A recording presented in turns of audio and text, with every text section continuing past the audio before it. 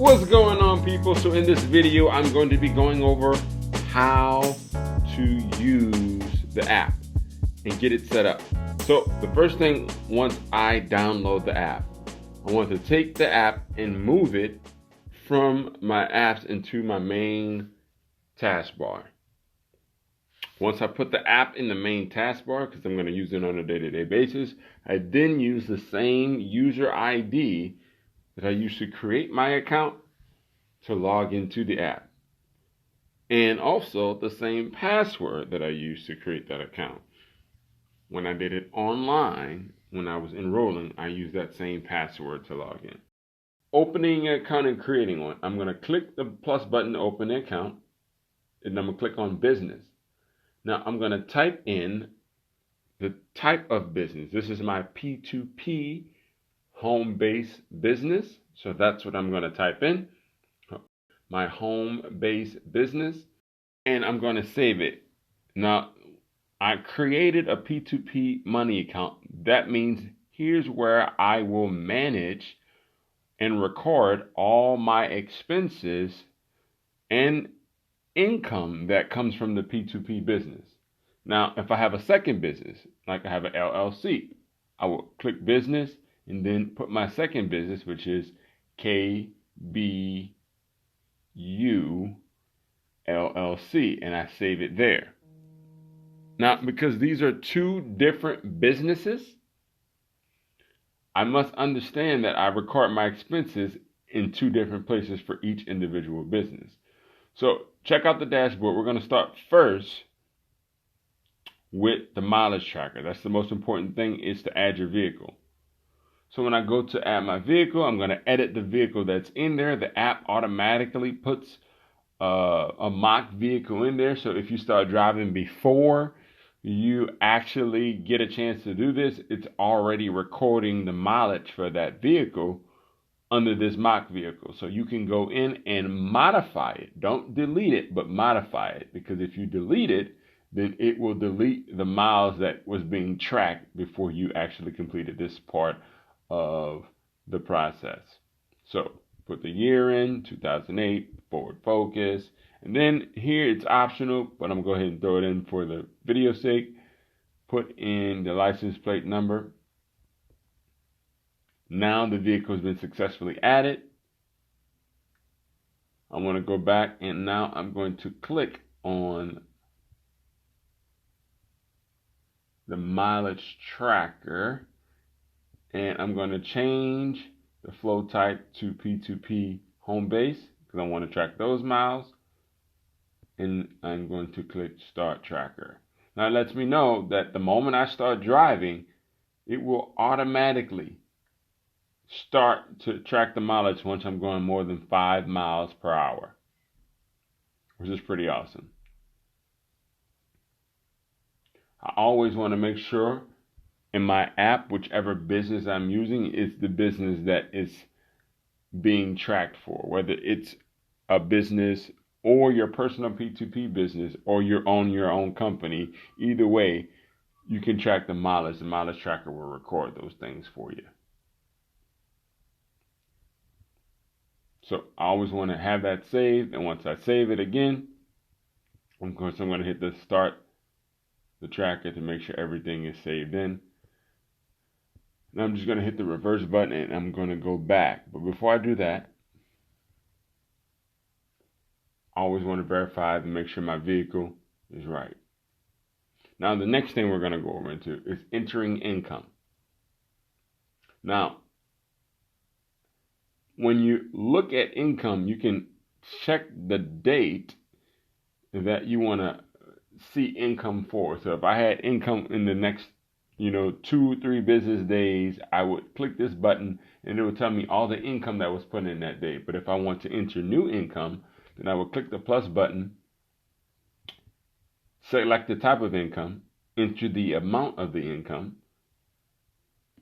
I then type in the source, which means where did the income come from. Well, for the sake of this tutorial video, I'm going to put in P2P, and the notes, you can put it in there, or you can have, if you have a a picture of the receipt. You can upload it, but I'm going to put app referral commissions. I just abbreviate it. Now on Apple, they don't allow you to type in the whole expense, but if you go online on the desktop version, you can complete it. Android usually doesn't give that issue. Now we're going to go into expenses. So now for the expense type, I want to look for the type of expense. They have everything from advertising to charitable donations to dues and subscriptions, home office equipment, utilities, meals and entertainment, administration fee, gardening, wages, travels and meals, tires, other stuff, gas and oil, supplies. For this example that I'm going to show you, I'm going to use supplies because I am doing a home event for my P2P business. So I went to get some supplies from Walmart, and the supplies cost $83.59 for the stuff for hosting this meeting. So I will put in my notes, P2P business opportunity meeting, but it's the business supplies.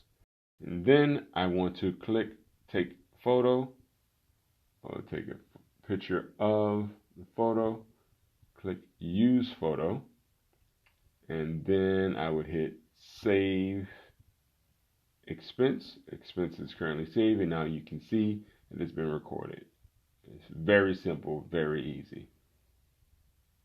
This is for when you add recurring expenses. This is where you find them at.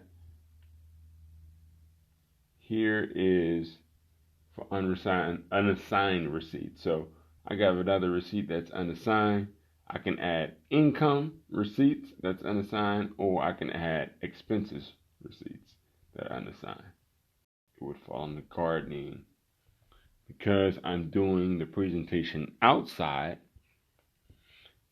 I had to make sure I get some stuff for the garden to make sure the garden looks presentable and that there's no bugs or things that would make people run away. And I needed that for my business.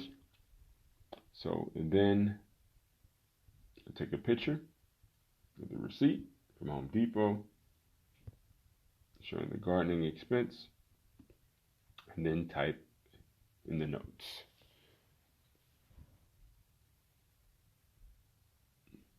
Business meeting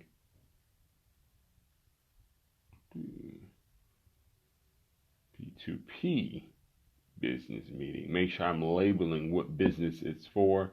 The more detailed you are in your notes, the better. Because I remember IRS wants good record keeping. They want documentation. And remember, you have to have an intent to make a profit.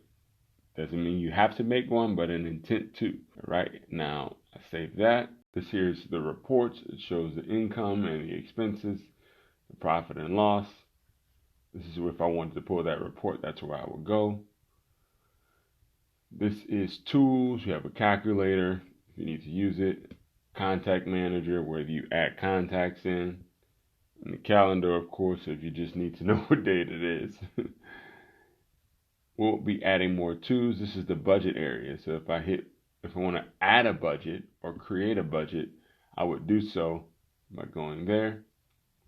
We're on the dashboard already. So I'll click budget log, and it lets me know if I had $100 in income and $83 in expenses, then my profit and loss, it shows that I'm positive $16.41. When I switch it up, you can see that there is no profit or loss under KBU because we didn't put any expenses, nor did we put any income under that login. So remember, you should stay conscious and aware that wherever you put the income in for the business, make sure you put it under the right column and document the expenses and the income the right way for each business. You can create as many accounts as you need for as many businesses as you have.